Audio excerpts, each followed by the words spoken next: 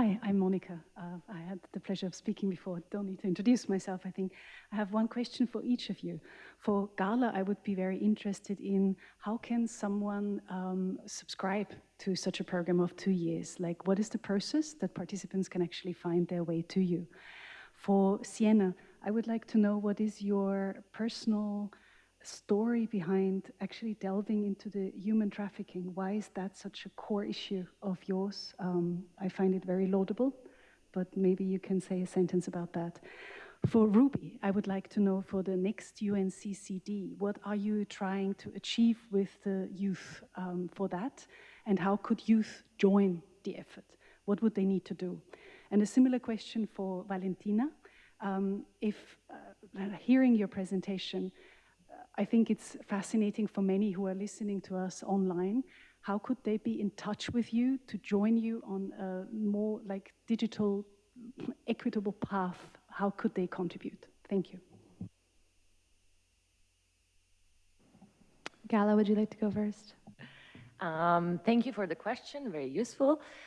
Yes, so the program is, as I said, it's based in Italy and is dedicated to postgraduate students coming from war zones. So unfortunately, there are more and more war zones each day. But what the program is interested in is individuals that are willing to experiment such a program in a way that is not purely academic, but also full involvement into day-by-day activities, because that's kind of the whole point. The process is very simple. You can go on our website, rondine.org, and you can find all the information. We have each year more or less 20 students that get selected to participate in such a program. It's being motivated, curious, and ready for change that maybe we're still unfortunately not seeing in our countries.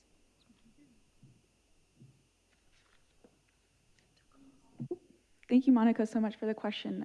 As a researcher, we don't often get to talk about, the personal inspiration. So I first became acquainted with the issue of human trafficking at the age of 14 when I was a nationally competitive Lincoln Douglas debater in the United States, which is a very nerdy form of philosophy debate that high schoolers do there. And through that research, I realized how widespread and really horrifying this issue is. So I think learning about it through that experience always kept it with me. And then later on, when I was 17, I was a champion for change with UN Women, which is what led me here for the first time in 2016. And back in 2015 and 2016, for a bit of history about the Vatican Youth Symposium, it was originally a combination of a partnership between SDSN Youth and also between an anti-human trafficking group. So at those symposia, I was there representing more UN Women and gender equality and that angle of the SDGs while meeting a lot of human trafficking survivors who gave really powerful testimony right here in this same room. And the week after I returned from the Vatican Youth Symposium in 2016 to Emory University, my undergraduate school, there was a club called Red Light at Emory looking for new members to lead their leadership that provided mental health resources to survivors in Atlanta. So then I spent the next 4 years doing that, helping the Atlanta area, also doing outreach to prevent other women and girls from falling into human trafficking in the south of the United States. And then right afterwards, I went to the LSE and then decided to make it the focus of my research. Yeah, thank you. For the UNCCD Youth Caucus, so basically any youth under the age of 35 can join, and there's a form online. I'm sorry, I don't have the code, but you can just Google UNCCD Youth Caucus or reach out to me and I can give you the link. And basically there's different working groups. There's regional ones, so Asia, North America, Europe, Middle East, and then there's Semitic Semitic working group. We have gender, we have land, and we have peace and security. So you can join one or more depending on your expertise.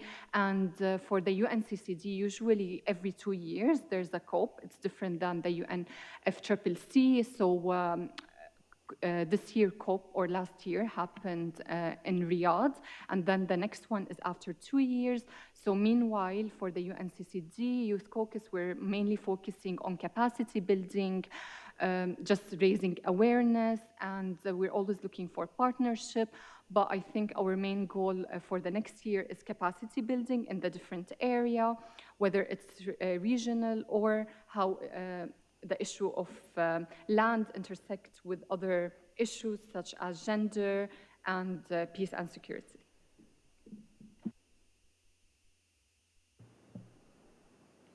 Thank you, Monica. To get involved in general, it will be with LinkedIn. I use a lot of social media, so LinkedIn for everyone.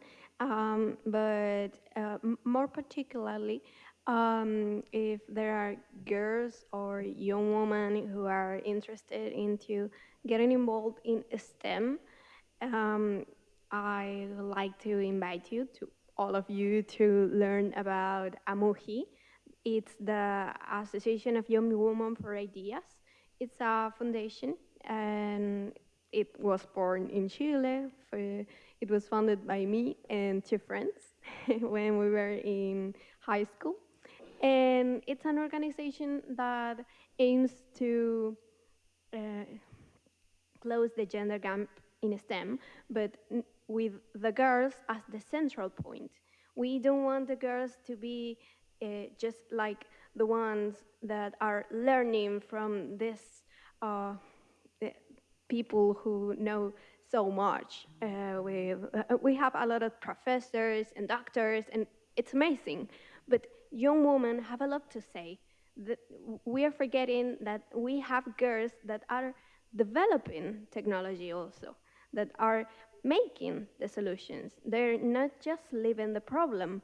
So we have a lot of potential in them, and AMUHI that's create a space that is safe, that it's with intergenerational dialogue also, for girls to meet with each other, to know people, to know other girls from other countries that has the same issues, the same vision of what we can do to make this a better world.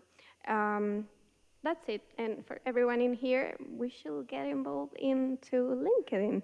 Let's connect.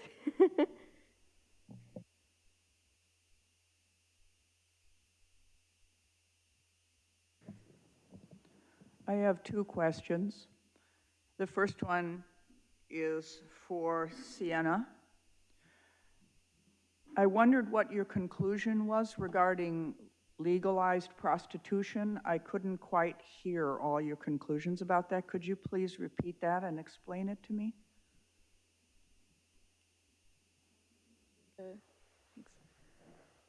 Thank you so much for the question. So the outcome of my findings, so again, I tried to do, I performed exact matching in my study. So I looked at what are the different public policies that EU member states have adopted, and how has that affected observed human trafficking victimization as an outcome. And I want to emphasize here it's observed. So it's not, this is based off of what finding more comparable statistics has been reported. But of course, we don't know if those official statistics truly overline with this hidden phenomenon.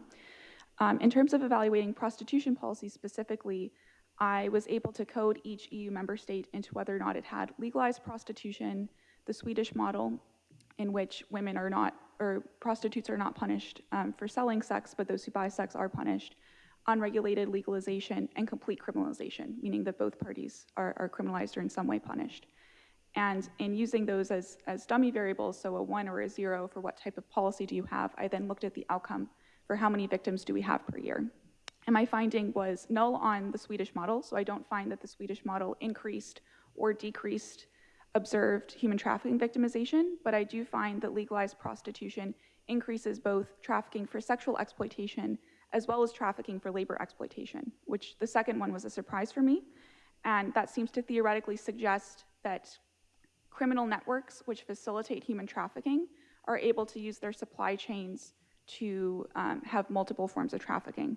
So they might be incentivized to move to states originally that have legalized prostitution in order to have trafficking for sexual exploitation, but then they might use those same supply chains to have trafficking for labor exploitation.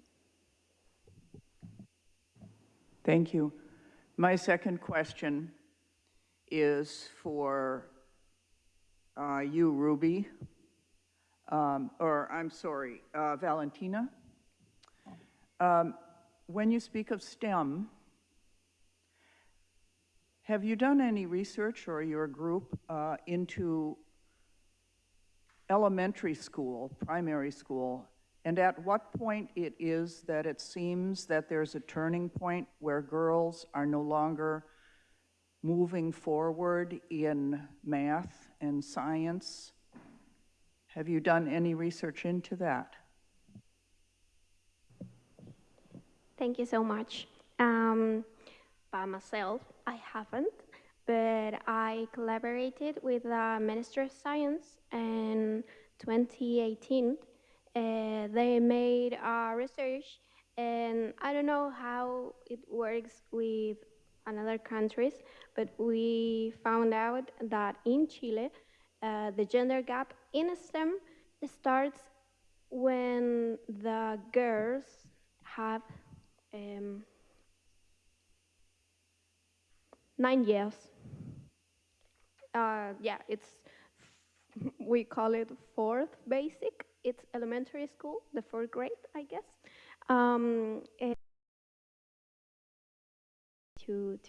To hear, to read about it, because the principal issue is that young girls, they hear a lot that men are good to math and women are good to language and humanism and caring and communicating. So everything about soft skills and hard skills are for men. And they start to believe that it is like that. So they stop doing questions during the classes, and the professors also do the hardest questions to the boys. Another, I don't know how to say it, but another thing that blows my mind is that in secondary grade, I don't know how this works, but in high school, when people it's like 15, 16 years old, I don't know which where it is it, in Chile, young women decide not to go for a career in STEM because they think that men will see them as less beautiful. They think that programmers or engineers in other careers, women are less feminine and they have less time for family. And it's one of the reasons women who are really good in math, that has really hard interests in STEM, they decide not to choose a career in that field. Those are the most hard things that I heard from that research. But it's also 2018. It was before the COVID. So I don't know how the things are going on right now. It will be really interesting to know. Thank you. Michael? Thank you so much. My name is Michael Kishoyan from Kenya. I'm the network coordinator for SDSN Youth Kenya. My question goes to Valentina. I'm sorry we are attacking you today. How can we strengthen global advocacy to ensure that human rights remain a priority in digital spaces in our quest to fight technology-facilitated gender-based violence? And then my question goes to Gala. What role do young leaders and grassroots movements play in bridging the gap between high-level policy frameworks and also community-driven initiatives. Thank you. Thank you, Michael. We were talking about it during the lunch with Ale, and we were talking, AI is really a solution? And I was like, I don't think so. I think it's a tool. A tool can be used as a solution for many problems during the day, like share, like everything around us is technology, is solving a basic issue. And AI, it's the same. And also, when we talk about digital spaces, we talk also about digital rights, because we're going into a totally new space that has no law. It's like you can do whatever you want. And the most dangerous thing about it is that we're not in there, there's no everyone in there. I think one of the principal issues about digital rights is that we need to end the digital divide. Not everyone have access to electricity. So we are asking them to have access to internet and to know how to develop around it. So I think we need to talk more about digital rights without waiting for digitality to be around us, because it's going to eat us, and we need to be prepared. We need to go in there with an ethical compass. And that's, for me, the digital rights, to know there's no returning from this point to anything that we have gained during the decades of human rights. Well, that's it.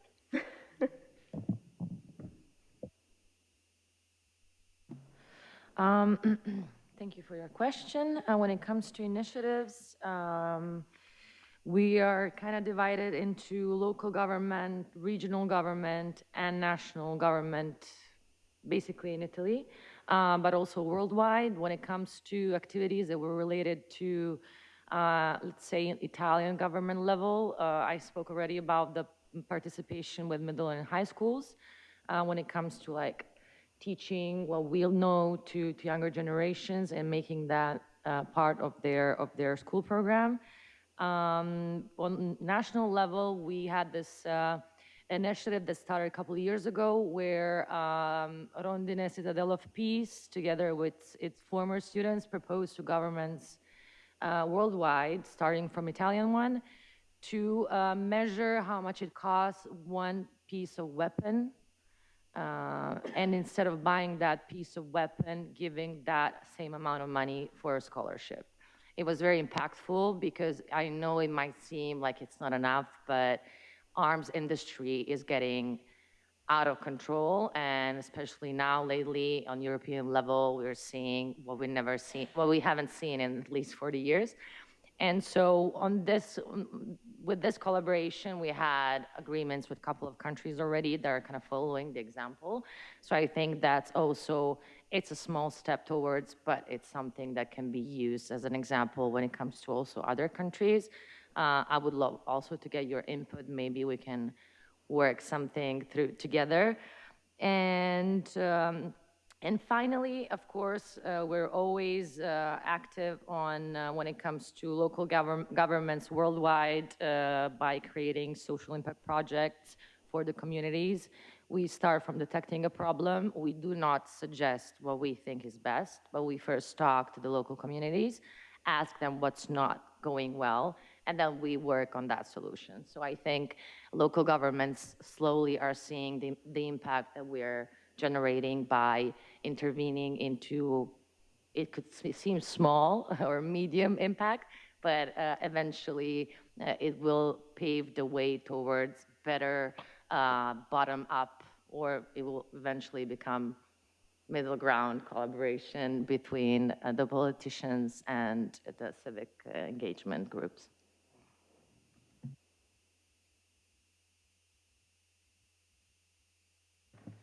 Okay, can you hear me?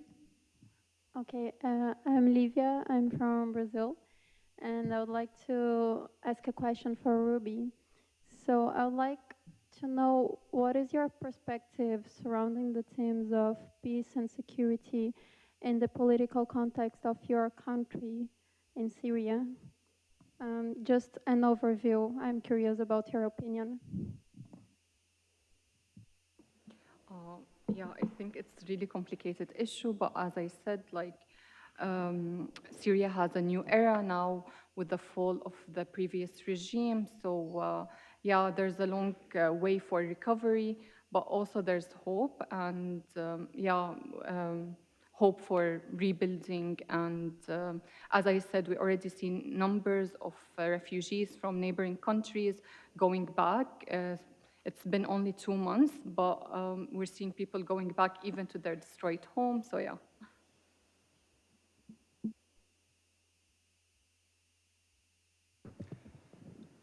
Hi. My question was one of, it sort of relates to engagement, and it's open to the entire panel. But I'm wondering, when building a common house on the foundations of the universality of human rights, how do you deal with certain construction workers who seem to prefer a hermit existence? And I'm thinking of sort of recent geopolitical developments.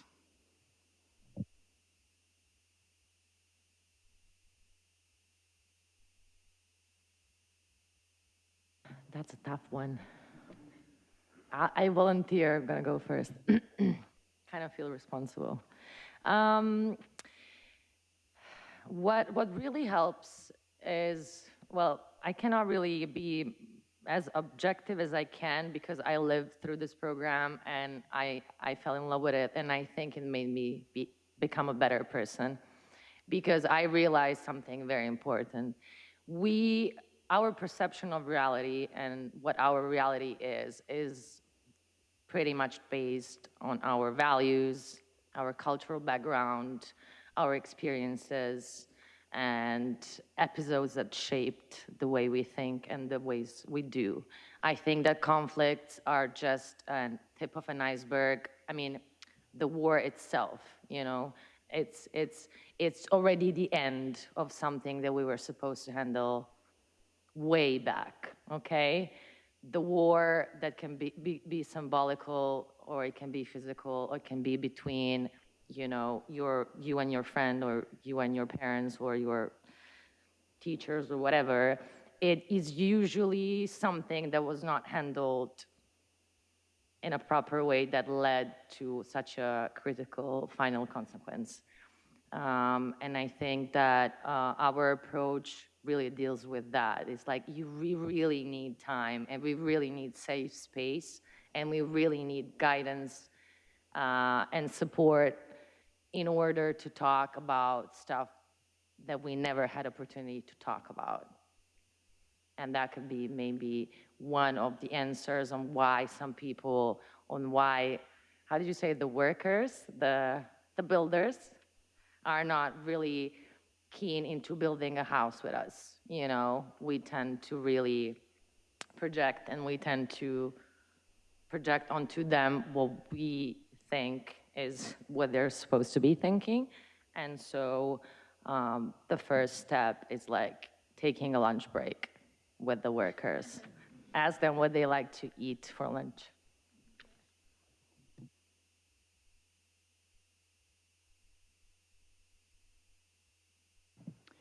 Good afternoon, I'm Phil Chan. I'm a human rights lawyer from Australia. Don't worry, you may think you're seeing double, and you are. I am the twin brother of Will, who spoke earlier. Now, we are witnessing polarization in our world and the erosion of human rights. And the support for human rights is decreasing, particularly amongst young men, some young men in Europe and in the US. The hard-fought ideas around gender equality, diversity, and inclusion is no longer supported by some segments of the youth population, particularly men. So my question is, before I ask the question, actually, I would like to highlight that this is not all men, and this is a certain segment of men who may be amplified in terms of their views from polarization and social media echo chambers. So my question is, what are the thoughts from our panelists, and what are the solutions to address this? Because we need to also include that particular segment of men on that journey. Thank you.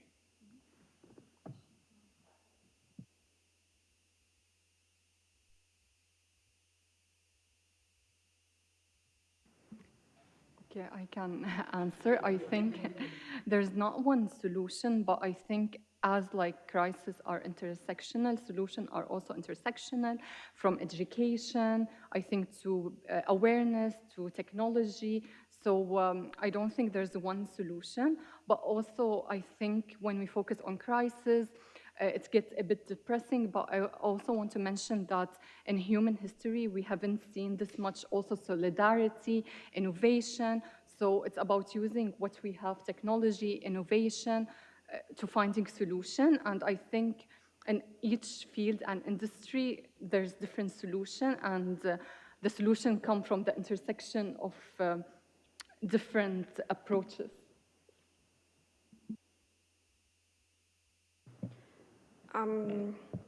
That's a really good question. And it's sad also. And my answer is also very sad. But I think that we are a generation, young people, that is too afraid of fighting. We want to be respectful, we want to be empathetic. We say, oh, you think that? Okay, but there are some things that are not okay, and we're too afraid of saying it. It's like we want to be the best guy in the room, but sometimes we need to be the bad guy in the room that is saying, you know what, we had the fight 50 years ago, and that was wrong, and that's still wrong. And we need to be that guy sometimes. And I think that activism, it's really dangerous, but it's really hurtful. It hurts a lot all the time because you see that things, but the people around is not seeing that. It's not hearing, it's choosing not to see, not to hear, and it's choosing not to say anything about it. So I want to say thank you for your question, because that is the answer. You need to be the guy that is saying, can we talk about this? It feels not good.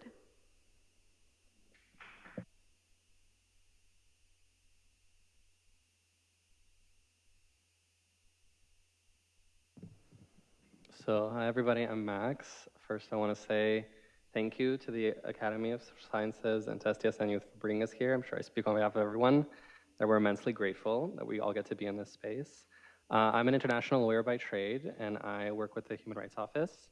So, and this is something to the entire panel, because I think this is commonplace for many human rights advocates and change makers as it is. How do you guys keep going in your work when you can be met with challenge? You could be met with member states that aren't willing to support your work, matter of fact, can go against your work, can pose barriers to how you exercise your freedom, and most of all, there can be a risk of reprisal for all the work that you're doing. So I'm very, very curious to hear what continues to drive you in spite of our global situation. Thank you.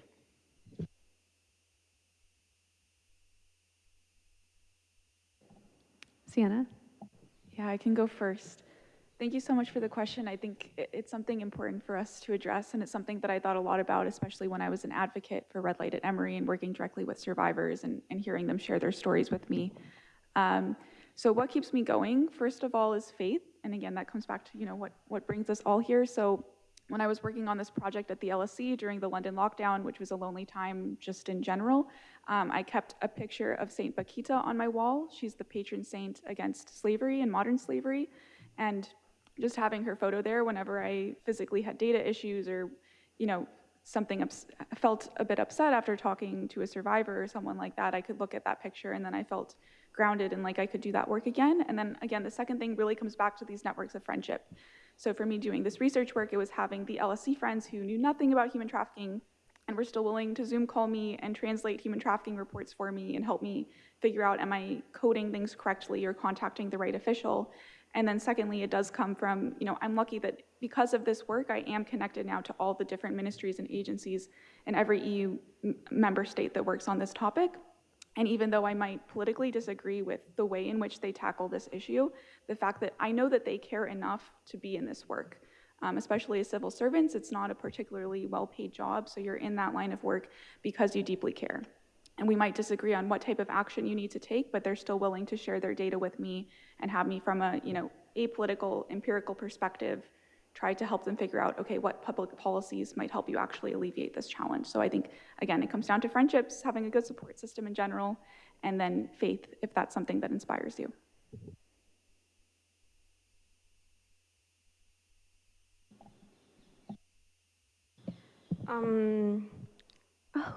Last thing, I'm sorry. For me, it's sisterhood that literally saves my life every day, because activism is so hard and it's so tiring, like physically, emotionally, but knowing that you're not alone in this, almost like, I don't know, in STEM, everyone say you're the only girl doing this problem, and I'm not, and we're a lot, and woman has been there since it started. Women has been doctors and has been scientists, and they have created a lot of magical things that we use every day, like Wi-Fi, Bluetooth, and I think that the idea that we are alone is the thing that scares you and makes you feel weak. And knowing that there are a lot of other women, of young girls that they feel the same, and it's sad, but you're not alone. You have a lot of people who is struggling with the same things as you, and who are searching for solutions, and who are searching for connection, and you can cry together and hug and say, the world is a little bit better now that you're here with me. And I think friendship and sisterhood is the most magical thing in science to keep going.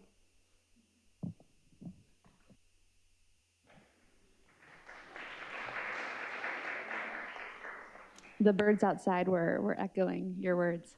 I think this is a great question to end on, so I'd also love to hear from Gala and Ruby. I think Valentina put it perfectly. I also think what keeps me going is having spaces, seeing that there's other young leaders, whether women, whether from similar backgrounds, are also working on similar issue, and also the small wins. I know, like, sometimes it's very difficult to have to see a major impact, but I think focusing on the small wins really helped me going. Thank you. 5 seconds. I think suffering is part of life, and from suffering we have so many examples throughout the history that brought to amazing changes and advancement when it comes to humanity. And I just got tired of feeling hopeless in a situation that I could actually do something about. So that's what keeps me going every day, and I think it's what we can also agree on, that as many challenges that we have, if we don't do anything about it, we'll just remain with the same state of mind.